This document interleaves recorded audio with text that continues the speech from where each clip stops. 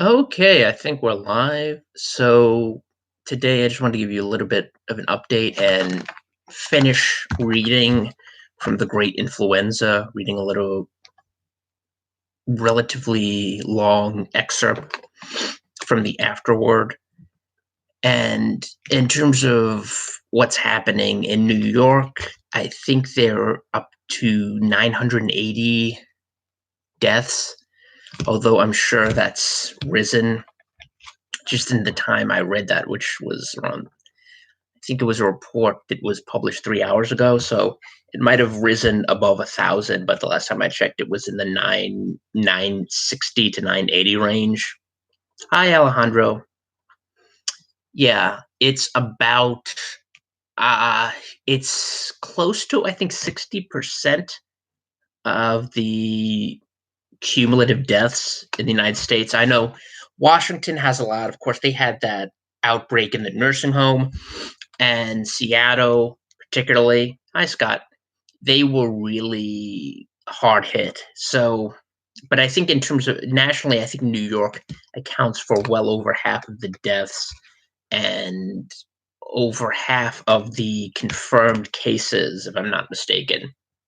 So the number of confirmed cases, I think, is has risen to 40,000. I could be wrong. You can correct me in the comments if I'm wrong about that. But the last time I checked, it was in that range. So you have over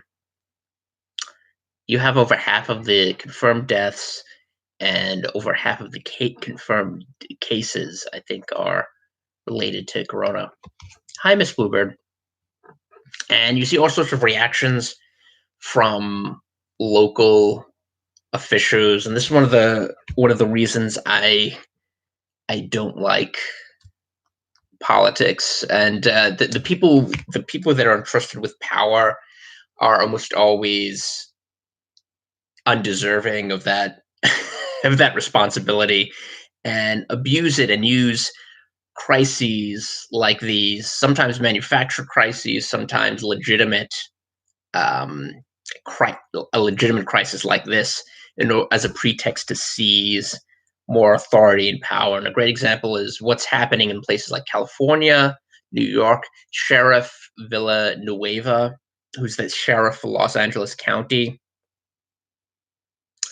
Yeah, that's a good point. It does. I read a story recently about the Filipino trash pickers, because you see this in Manila and other places where you have these large garbage dumps and a very high rate of poverty. The people on the lowest end of the economic ladder pick trash in order to make a living, and even at the best of times, it's a really unsanitary way to go through life. Uh, not that they have many options, but something like this really brings it home. I mean, Los Angeles, I think, is seizing unused or vacant property and using them as emergency homeless shelters. Since LA has one of they might be doing this in San Francisco as well. I'm not sure, but I know in LA they're seizing prop unused property and retrofitting them as temporary homeless shelters.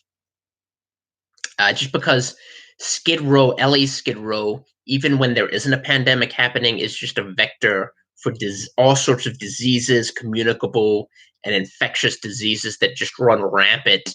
And you have a city that's basically unwilling to address that problem. You see this in a lot of cities.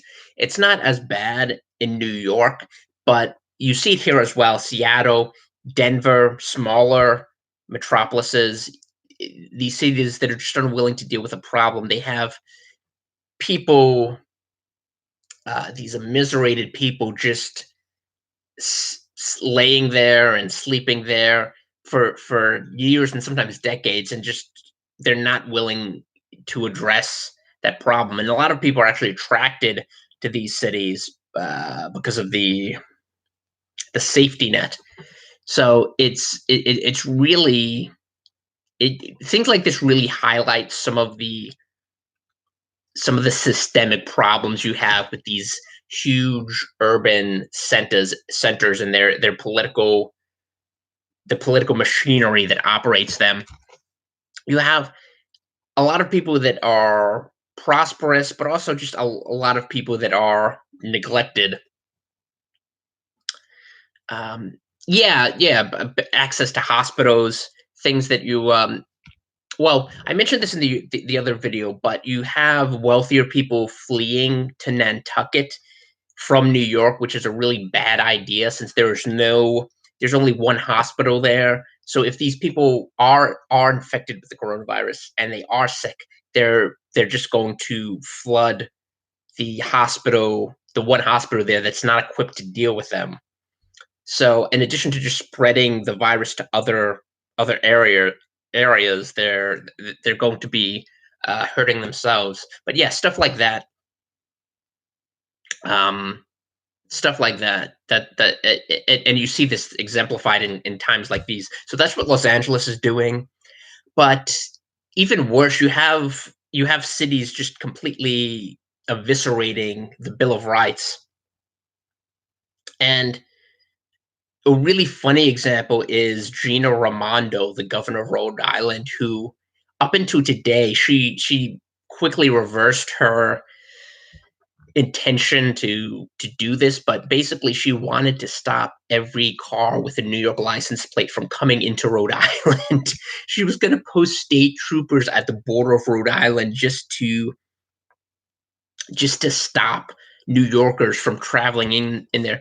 And this is one of the few times the ACLU actually made a salient point. They said this completely violates the Fourth Amendment. You're not you're not just allowed to detain people without any probable cause just because they have a license plate from a state which is the biggest currently the biggest kind of like the epicenter of the coronavirus in the United States. Just because they're coming from that state, you can't just stop them without any probable cause. And I think the governor of New York threatened her, and she also realized the bad publicity she was attracting. So she decided to abandon that idea. But it's just hilarious because this was the same woman who signed a bill into law allowing illegal aliens, people from Mexico and Central America and other countries who are here legally, to obtain driver's licenses. So she apparently doesn't care that these people who are not vetted in any way, who could be criminals and are probably committing, subsidiary crimes, that they're allowed to drive motor vehicles that can just wipe out someone, just run over someone and then go away and not be charged. And it's really funny. A lot of people brought this up, the hypocrisy, but it's a very, I mean, I guess it's easy to make that joke because it's such a glaring example of hypocrisy. You have these people who are opposed to borders, want to welcome everyone from the four corners of the earth, and yet at the same time, once an actual virus appears that can potentially infect them or their family, they decide to become Pat Buchanan or Pete Wilson. It's really it's kind of funny. But you have even more egregious examples, like I mentioned, Villanueva trying to essentially close the sheriff of Los Angeles County. What he was doing, he was trying to close, and he's been sued by the Second Amendment Foundation and others. But he was trying to close all of the gun shops as unessential businesses. So in other words, he was trying to do away with the Second Amendment. And you have other people throughout the United States, particularly in these blue counties, trying to do this. He was trying to stop the Second Amendment from um, being being used because he claimed that they were non-essential businesses. That was the rationale. Now, keep in mind, they still have every. I'm they still have almost every single abortion clinic that was operating before the coronavirus is still operating, or the actual abortions have been moved to another clinic, but they're actually increasing the rate. So more pregnancies are being terminated, more unborn children are being aborted, and that is considered essential. The government, particularly in states like New York and California and Connecticut, has allowed this to go on because they consider abortion facilities essential to public health. So, in other words, killing your baby is essential, but exercising your Second Amendment rights is not. Um, and it gets worse, particularly when you get into New York and you see the uh, you see the incompetence and the like vile people that are in charge of New York State, New York City, like Bill De Blasio and Andrew Cuomo. Bill De Blasio just had a press conference today, and I didn't see the entire press conference, so I can't contextualize it. But basically, he said that any synagogue or church, for some reason he didn't mention mosque, but any synagogue or church that does not close is going to be permanently closed by the NYPD. Thankfully, the NYPD hates Bill De Blasio, so I doubt they're actually going to enforce this. I would be really surprised. Aside from the fact that it is a complete violation of the First Amendment, and this is one of the reasons that I made the past few videos, to just give you some broader context for what's happening in society. The fact that there are precedents for this, and when you see these things happening, it's not as if they're coming out of the blue. We've kind of devolved as a nation to the point where these sorts of infringements are more and more acceptable, and you can understand this when you just go on social media and read some of the comments. These people just demanding that the government strip them of their rights. So I just wanted to read, putting that aside, I just wanted to read a few more pages. This is probably going to be the last video I do on this, but read a few more pages from The Great Influenza, which is a great book. It's by John Barry. I would definitely recommend ordering it or getting a hold of it if you can. It's worthwhile. Even before this, it was I recognized how useful this book was, because it just gives you an idea of society and its reactions to these pandemics, and it puts it in the broader scheme of things of just the desire among certain people to take away liberties. Uh,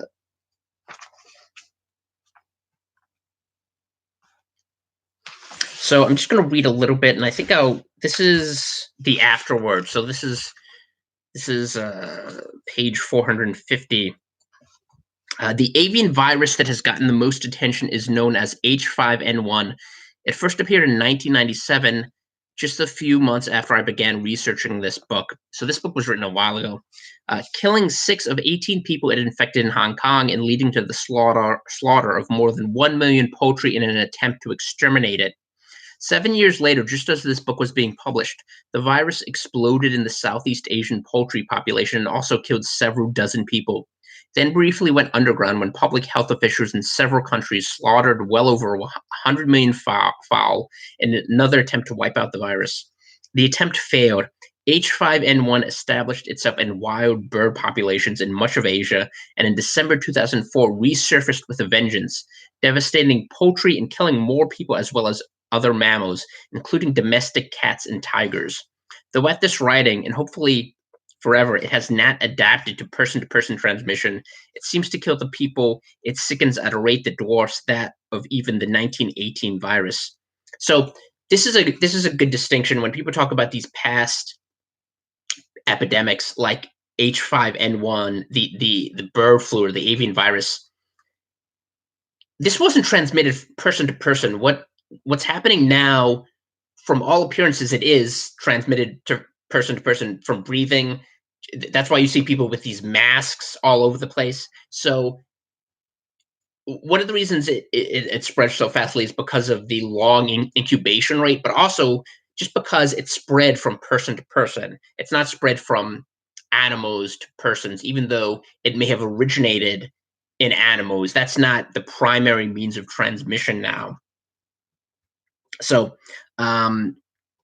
and and this is why so many people were incensed at the WHO when they came out in order to defend their benefactor China, to kowtow to them.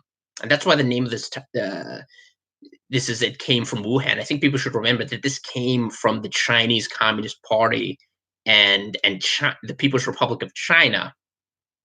So when the WHO said at the beginning of this crisis, after it had only, well, not the beginning, but like after it had been going on for over a month, he said there's no evidence of person to person transmission. That wasn't based on science. That was based on Chinese propaganda, and they had to placate them. And there was even a viral video clip going around today of one of these people from the WHO, one of these quote unquote scientists who refused to acknowledge Taiwan's progress on halting this disease and wouldn't even acknowledge that Taiwan was a separate country. So that's something you have to keep in mind when people keep talking about experts and their expertise, and we should listen to these people. A lot of these people are not real scientists. They're basically bureaucrats who are working for the highest bid. In this case, a horrible communist totalitarian government.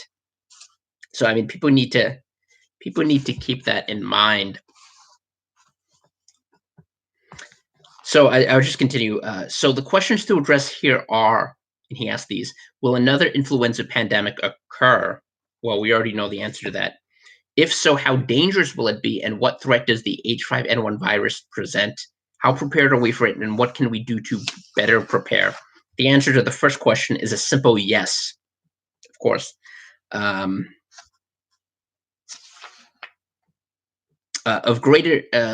threat of new reassorted viruses crossing the species barrier has always existed, but it is increasing as the direct infection of humans by avian viruses increases.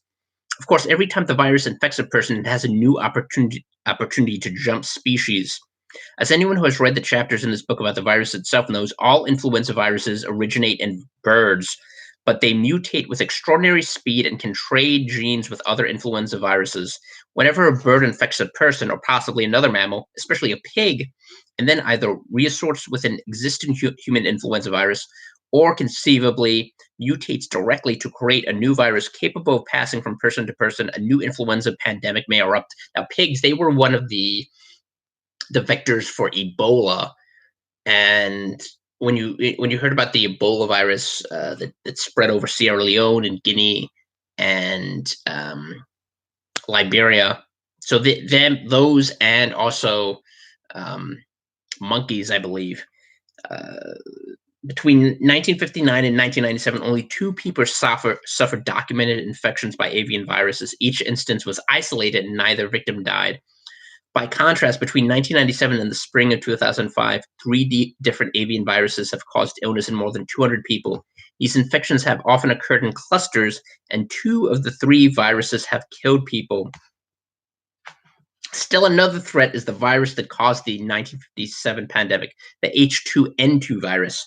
Many virologists consider it the most likely next pandemic virus because, unlike the avian viruses, it has proved its ability to pass from person to person. In addition, this virus was driven into virtual extinction by the 1968 pandemic virus, the dominant influenza virus today. This means an increasing majority of today's population has never been exposed to it, leaving them vulnerable to infection should it return. So this is the whole idea where you get, this is the whole idea of herd immunity. That one of the suggestions early on was to just allow people to be exposed to this, if indeed it's going to infect the vast majority of the population, just to allow people to be infected with it, to develop a resistance. And of course, that was the plan that the British were following until they decided to abandon it. So here's the important part. So how bad will the next pandemic be? Will it kill 2 million, 20 million, 200 million? How many will die in the United States? No one can say. Okay, so keep that in mind when you hear people be using modeling and all of these quote unquote experts to tell you that they can tell you how many people will die or how many people wouldn't be infected. They have no idea. But if one compares the 1918 to 1919 pandemic to AIDS, one sees how threatening influenza can be. Today, the world population exceeds 6 billion. Worldwide, in the roughly 24 years since AIDS was recognized, it now appears that the virus entered the human population several decades earlier. And this is true. There were humans infected with AIDS much earlier than 1980 and 1981, but we didn't realize it because these were probably people in the Congo, in the jungle of the Congo, who didn't have much access to the rest of civilization. So they didn't people weren't aware, particularly scientists weren't aware of what they died from. Um, Worldwide, in the roughly 24 years since AIDS was recognized, it now appears that the virus entered the human population several. Okay, the total death toll is estimated at 25 million, with an estimated 39.4 million in 2005 infected with HIV. In the United States, the cumulative death toll from AIDS is roughly 500,000, and I think that's decreased since this book was written. When was So this was published in 2004 and was written earlier than that. It might have decreased since then. In 1918, the world's population was 1.8 billion, only 28% of today's. Yet the 1918 influenza virus killed a likely 50 million, possibly as many as 100 million. The AIDS death reported above occurred over 24 years. Most of the influenza deaths occurred in less than 24 weeks. So half a year basically was the time spent when you had the vast majority of these deaths. But what really demonstrates the power of influenza is not a worst case scenario, a best case scenario. A mild pandemic serves well enough. The 1968 pandemic was a mild pandemic with approximately 34,000 deaths in the United States. So right now we're at I think close to 2,000. So we haven't really approached that yet. Equivalent to about 55,000 in today's population. The death toll was only a tiny fraction of that in 1918, but not because medical science had mastered the virus. Antibiotics did cut deaths from complicating bacterial pneumonias, but vaccines did not become available until the pandemic was far advanced, which is probably what's going to happen in this case. The 1968 pandemic killed relatively few people only because the virus itself was mild.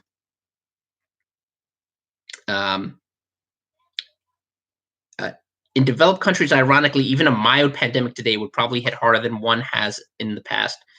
In fact, the CDC has produced a study of what would likely happen if a new pandemic virus, much like 1968, struck the United States. Even with a mild virus, it projected a most likely death toll between 89,000 and 207,000. So those are numbers we haven't even seen, presumably in China. We have no idea how many people have died in China. The government there is obviously lying, but even if we even even if we go with the higher figures, I don't think 200,000 have died there. Probably, and again we're guessing because China is covering it up, their government, um, but this is the likely death toll of a mild pandemic. The reason for this high toll is the same reason that the CDC has concluded that despite medical advances, more Americans are now dying from ordinary endemic influenza than in the past. In 1980, 1957, and even 1968, relatively few people alive had impaired immune systems. Today, a large and growing number of people do, primarily the elderly, but also cancer survivors who have undergone chemotherapy or radiation, transplant recipients, those infected with HIV, and others. So you have this is one of the things when people say that someone dies from COVID-19, a lot of people, I mean, this is something that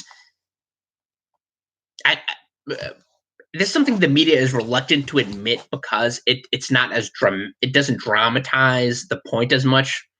But a lot of these people have comorbidities. Just the amount of the population that's obese, the amount that's gone through chemotherapy, the amount that has the amount that has HIV or is recovering from cancer, or heart disease. You have a lot of people with underlying physical conditions. So when they say someone, you know, a healthy 40-year-old or 30-year-old died from COVID-19, in a lot of cases, this is health viewed from a relative lens. Yeah, allergies. In addition, even in advanced countries, a pandemic would stretch the healthcare system to the point of collapse and possibly beyond it. Hospitals, like every other industry, have gotten more efficient and cut costs. And this is the important part. This is what I want to focus on, really, which means virtually no excess capacity. So you hear about that now. These hospital rooms that are just basically becoming COVID-19 wards. All of the ventilators that are being used for these patients. Hence, the United States now has far fewer hospital beds available on a per capita basis than it did in 1968. Excuse me. This was driven home to me in a personal way on my book tour. When I reached Kansas City, a flare up of ordinary influenza forced 8 hospitals to close emergency rooms. So this is the just ordinary flu. 8 hospital rooms were closed in Kansas City, which is a moderately large city.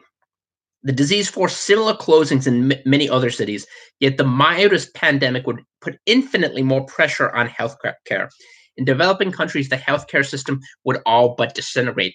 And you see it happening in countries that are not really, you wouldn't consider developing, but Italy is not, it's one of the pigs. Portugal, Italy, Greece, Spain, one of these countries with a really underdeveloped economy, even though they're part of the EU. So I mean, Italy, I would put up Spain as well. So these two countries, they're technically they're not developing, or they're not third world countries. They're Western countries, but they have very weak economies. They have very they have big structural problems, and you see their healthcare system just deteriorating. Uh, Similarly, the United States has 105,000 mechanical respirators. Keep this in mind when you hear about 30,000 or 40,000 confirmed COVID cases, and out of that group, a quarter that need to actually go to the emergency room or the ICU. During a routine influenza season, usage rises to nearly 100%. During a pandemic, most people who needed a mechanical respirator would not get one. This is where you have these discussions about triage, who to save. This and similar issues, such as an exhausted stock of antibiotics, a resistant secondary bacteria invader, or even a run on hypodermic needles, could easily make moot all medical advances since 1918. That was over a century ago. Deaths are, however, not the full measure of the impact of a pandemic. Even a mild pandemic would cause massive economic losses and social disruption. As Michael Osterholm of the University of Minnesota has pointed out, society has changed radically since 1918, and these changes have created new vulnerabilities. The most obvious change is the expansion of international trade. The SARS outbreak in 2003 only briefly shut down trade with parts of China, yet because so many computer chips come from China, it still impacted the computer industry worldwide. A pandemic would disrupt trade for more, forcing at best major dislocations in many domestic industries. Social behavior has altered too. In 1957, only 10% of meals were eaten outside the home, and only 20% of food items sold were perishables, fresh vegetables instead of canned. To date, 38% of meals are eaten outside the home, and 48% of food items are perishable. These new habits would affect both the spread of the virus and the degree of social dislocation it would cause. Excuse me. And we see that. My friend who works in the restaurant industry, who's worked in many restaurants with many famous chefs, he described this how the restaurant industry was teetering on the verge of collapse, and the profit margin is very small in the best of times, and now it's just been taking a colossal hit. I mean, when you look in New York, how big the restaurant industry is to New York's economy, and it's just been obliterated. Um, oh, is it buffering? Oh, I hate that. Uh, but yeah, one thing this proves is that we need to divest ourselves of China, at least until it, it their government is replaced in some way. We can't rely on China, the People's Republic of China, to give us our prescription drugs. It's just insane.